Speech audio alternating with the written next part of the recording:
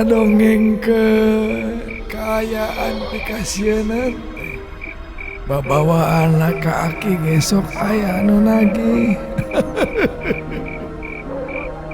Lamun aya nu pernah berobat ka hiji rumah sakit nu ayana di daerah Cimahi anu tulisanna 1803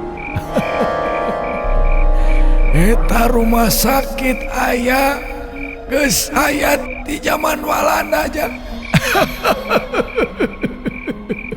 Di zaman Walanda kene malah Maaki pernah ngarasakeun jeung pangi lamun kawenehan lamun urang ulin ka eta rumah sakit peuting-peuting Aki pernah ningali nu baris siga tangtara anu kerek upacara tapi jam 2 peuting.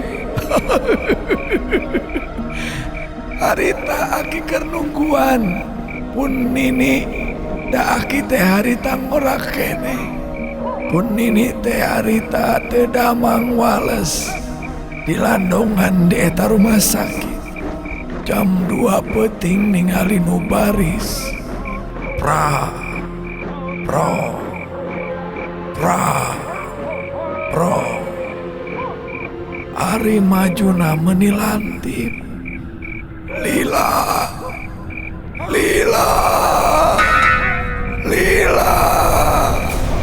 tajiga nu baris ilaharna tapi lamun geus deukeut teu kadengena naon suara sapatuna.